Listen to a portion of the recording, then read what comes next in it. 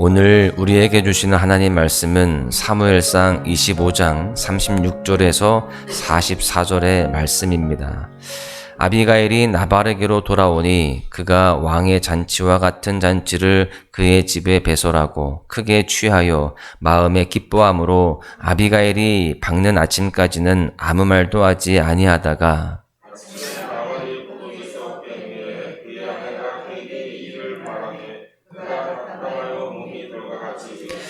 한 열흘 후에 여호와께서 나발을 치심에 그가 죽으니라.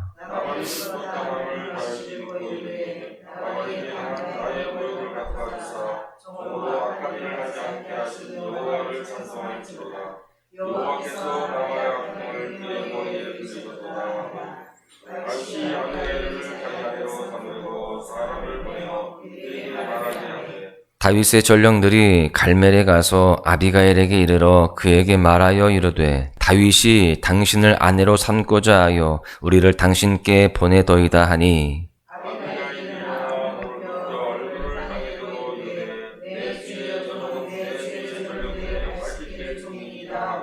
아비가일이 급히 일어나서 나귀를 타고 그를 뒤따르는 처녀 5과 함께 다윗의 전령들을 따라가서 다윗의 아내가 되니라.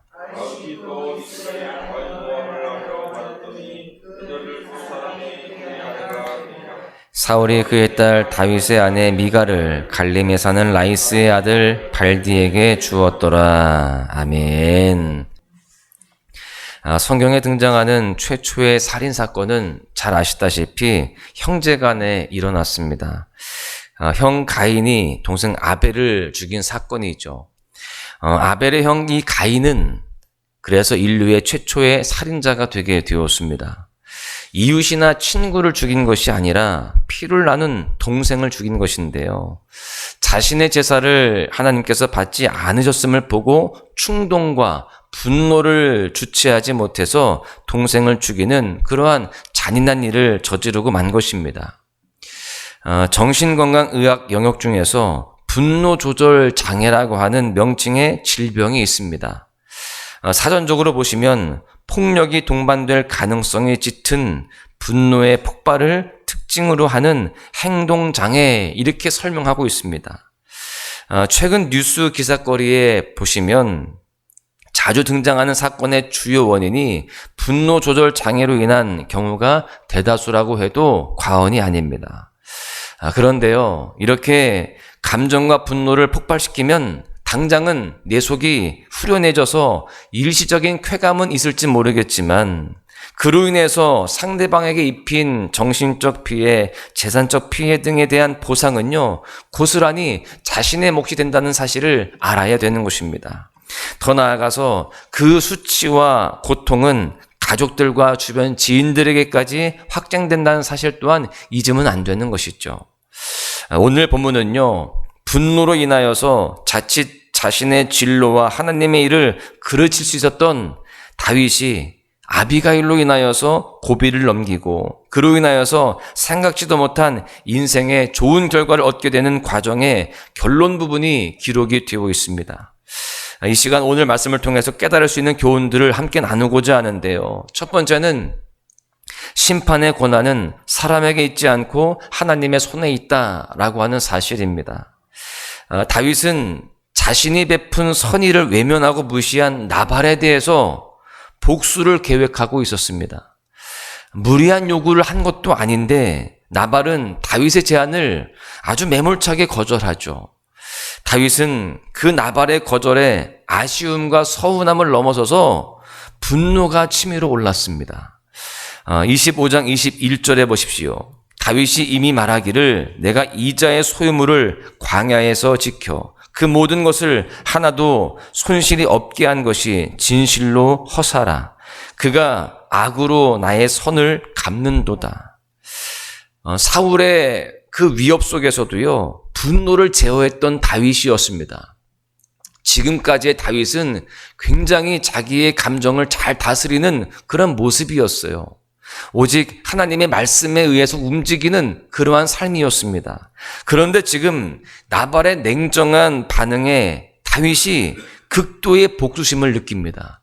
지금까지 했던 그 다윗의 감정 조절이 깨지는 상황이에요.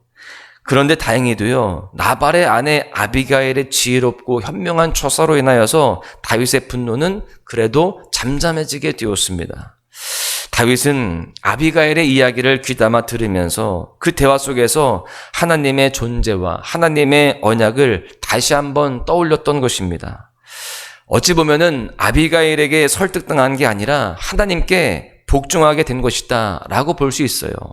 궁극적으로 하나님께서 나발을 심판하시는데요. 성대한 잔치를 즐기고 난 이후에 원인 모를 급성 경직성 질환으로 몸이 굳어서 죽게 됐습니다. 다윗은 하나님께서 나발을 심판하시는 상황을 아비가일을 통해서 전해 듣게 되죠. 그리고 하나님의 살아계심과 모든 사람의 일거수일투족을 관찰하시며 그에 대해서 보응하시는 심판주 하나님 앞에 다시금 무릎을 꿇게 되었습니다. 심판은 하나님께 있구나. 그러니 내가 분노를 절제하고 참는 것이 옳은 것이었구나. 이것을 깨달았을 것입니다. 여러분, 우리도 사람에 대한 분노와 복수심을 하나님께 맡겨야 할 줄로 믿습니다. 우리도 삶을 살아가면서 특별히 관계 속에서 우리는 분노가 치밀어 오를 때가 종종 있습니다. 그런 분노, 그런 복수심, 나의 감정들을 주님께 맡기고 살아가야 됩니다. 다윗처럼 자신의 분노를 하나님의 말씀을 통해서 제어할 수 있는 그런 신실한 삶을 살아가야 된다라는 것이죠. 내 감정이 우선되는 것이 아니라 하나님의 뜻이 삶의 우선이 되어야 되는 것입니다. 하나님께서는 우리 그리스도인들이 자신의 정욕과 감정을 앞세우기보다 어떠한 순간에도 하나님의 말씀과 하나님의 뜻을 앞세우기를 원하십니다. 우리 모두가 그 주님의 마음을 알고 내 감정을 억누르고 잘 조절하고 내면 관리를 잘하여서 오히려 하나님의 말씀과 하나님 뜻 가운데 나아감으로 인하여서 하나님의 그 크신 사랑을 받고 하나님의 계획하심과 섭리 속에 승리하는 삶이 되시기를 간절히 소망합니다. 바울은 갈라디아서를 통해서 다음과 같이 권면합니다. 갈라디아서 5장 24절을 보십시오. 그리스도 예수의 사람들은 육체와 함께 그 정욕과 탐심을 십자가에 못 박았느니라. 예수의 피로 새 생명을 얻고 하나님의 자녀로 거듭난 사람들이라 할지라도 감정과 정욕으로부터 결코 자유로울 수는 없습니다. 그러나 우리는 이 모든 감정과 정욕 또 모든 인간적인 마음들을 십자가에 다 못 박고 오직 주님의 뜻을 따라 살아가는 그런 삶이 되어야 됩니다. 모든 복수심, 분노, 모든 감정들을 주님께 맡기고 말씀을 잘 분별하십시오. 그리고 말씀을 따라 행하십시오. 그것이 바로 진정한 그리스도인의 본 모습임을 잊지 마시기를 주님의 이름으로 간절히 축원합니다. 두 번째는요, 말씀을 따라 행할 때 뜻밖의 축복을 경험하게 된다라고 하는 것입니다. 사실 우리가 말씀에 순종하지 못하는 이유가 무엇일까요? 그 말씀에 순종을 하면 괜히 손해볼 것 같고 또 내가 피해를 볼 것 같다라고 하는 그런 예측 때문에 그렇습니다. 사람들은 불이익 당하는 것을 참 싫어하죠. 물론 하나님의 말씀에 순종하면 당장은 눈에 보이는 혜택이나 이득을 놓칠 것 같습니다. 실제로 그러는 경우도 있어요. 오히려 순종함으로 말미암아 손해보고 또 고통을 당하는 경우가 허다합니다. 그러나 하나님의 말씀은 궁극적으로 놀라운 축복을 안겨다 준다는 사실을 잊지 마시기를 바라요. 말씀을 따라 행할 때 뜻밖의 축복이 임하는 것입니다. 내가 생각한 것은 손해이고 또 내가 생각한 것은 불이익인데 알고 보면 나중에 결국에는 합력하여서 선을 이루며 뜻밖의 축복이 임한다는 것을 우리는 잘 알아야 되는 것이죠. 다윗은 나발을 살해하려고 하는 모든 계획과 복수심을 하나님 앞에 내려놓게 됩니다. 굉장히 힘들고 어려운 일이었을 거예요. 사람들에게 내가 저 사람을 반드시 죽일 것이다 라고 선포까지 했습니다. 그런데 지금 그 모든 계획들을 처리하다 보니 자기의 자존심도 상하는 일이 되었을 것입니다. 그러나 다윗은 하나님께서 자신과 나발 사이에 있었던 모든 일들을 기억하시고 그의 응당한 결과를 주실 것을 확신했습니다. 하나님의 일하심과 하나님의 계획하심을 신뢰한 것이죠. 결과적으로 보시면 하나님께서 나발을 치심으로 이 모든 상황이 종결되게 됩니다. 그리고요, 하나님께서는 특별한 만남의 문을 여셨습니다. 현숙하고 현명한 대처로 다윗을 잘 설득했던 이 아비가일이 다윗의 아내가 된 것입니다. 보면 40절을 보십시오. 다윗의 전령들이 갈멜에 가서 아비가일에게 이르러 그에게 말하여 이르되 다윗이 당신을 아내로 삼고자 하여 우리를 당신께 보내더이다 하니, 다윗이 자신의 복수심을 하나님께 맡김으로써 지혜로운 아내를 얻게 된 것입니다. 자신의 감정을 내려놓았더니, 또 자신의 계획을 포기하고 말씀에 순종했더니 더 놀라운 일들이 생기는 겁니다. 내가 하지 않아도 하나님이 해결하시고요, 또 그 이상의 것을 하나님이 허락하시더라라는 것을 경험하게 된 것입니다. 지금 다윗은요, 외롭고 고된 광야 생활에서 너무나 특별한 만남을 경험하는 축복을 누리게 되었습니다. 그뿐만이 아니죠. 사실 더 길게 본다면 자칫 다윗은요, 광야에서 인생의 오점을 남길 뻔했습니다. 그 오점이 뭐예요? 만약에 나발을 죽였다라고 한다면 그 나발의 살해 사건 자체가 인생의 오점이 되는 것입니다. 말씀이 아닌 감정에 치우쳐서 다윗이 자신의 칼로 나발을 살해했다면 다윗이 왕이 된 이후에도 이 사건이 평생 꼬리표처럼 따라다녔을 것입니다. 이처럼 다윗 왕조를 세우는 데 있어서 걸림돌이 될 만한 사건을 하나님께서 막으셨던 것입니다.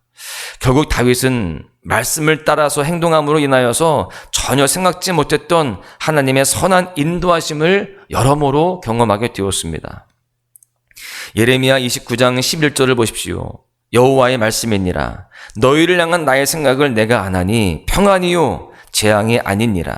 너희에게 미래와 희망을 주는 것이니라. 아멘. 여러분, 하나님의 생각은 평안이고요, 또 미래와 희망인 줄로 믿습니다. 우리가 믿는 하나님 아버지는요, 자녀에게 좋은 것만 허락하시고 허용하는 분이십니다. 지금 당장은 내가 감정을 억누르기 위해서 내가 기분이 불편하고 또 손해를 볼 것 같지만, 결국 하나님은요, 우리에게 평안을 주시고요, 또한 소망을 도와주시고 또한 은혜를 도와여 주신다는 사실을 잊으면 안 되는 것입니다. 하나님의 선하심과 신실하심을 의심하시지 마십시오. 다윗처럼 감정과 정욕이 아니라 말씀을 따라서 행동하시기를 바랍니다. 하나님께서 그 모든 행동들을 기억하시고 풍성한 삶의 열매를 도와여 주실 줄로 믿습니다. 결론의 말씀을 드립니다. 하나님의 언약을 따라 살아가는 그리스도인들에게도 삶의 위기는 찾아옵니다. 특별히 나의 욕심, 또 혈기, 분노, 슬픔, 질투와 같은 감정들을 조절하지 못해서 찾아오는 위기가 굉장히 많죠. 그러나 그 위기를 벗어나는 방법이 있어요. 매사에 말씀 앞에 순종하는 훈련을 하는 것입니다. 우리가 이렇게 소망의 묵상을 통해서 또 새벽 예배를 통해서 말씀 앞에 서는 것이 그래서 중요한 것입니다. 날마다 말씀 앞에 나를 조명해 보고 또 그 말씀 앞에 내가 순종하고자 내 몸을 쳐서 복종시키는 그런 훈련을 할 때마다 우리는 감정을 다 이기고 또한 그 위기 가운데에서 승리하는 그런 삶이 될 줄로 믿습니다. 다윗을 보십시오. 다윗은 광야에서 철저하게 이러한 훈련들을 했습니다. 그래서 분노와 혈기로 살해 사건에 자신을 연루시키지 않을 수가 있었습니다. 장차 이스라엘의 왕이 될 자가 자기 백성을 살해했다라고 하는 불명예스러운 이력을 가지고 있었다라고 한다면 왕이 되는 과정에서 큰 어려움을 겪게 될 것이 불보듯 뻔합니다. 하나님께서 이처럼 다윗의 인생을 멀리 내다보시고 말씀으로 그의 분노를 막아 세우셨습니다. 그로 인하여서 다윗은 하나님의 선한 인도하심과 또한 놀라운 축복으로 보상을 받게 되는 경험을 하게 되죠. 우리 모두 다윗처럼 감정보다 말씀을 앞세우는 삶을 통해서 하나님의 선하심을 맛보아 경험하는 인생이 되어지시기를 간절히 소망합니다. 오늘 하루 감정이 아닌 말씀을 따라 살아가며 하나님과 동행하시길, 그 가운데 은혜가 풍성하시길 주님의 이름으로 다시 한번 간절히 축원합니다. 나의 주님께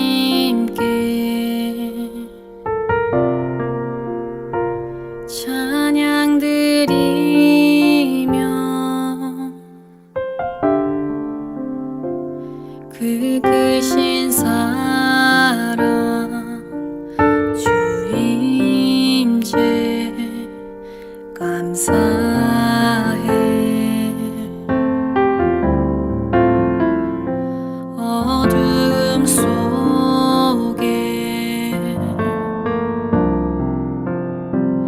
찾아오셔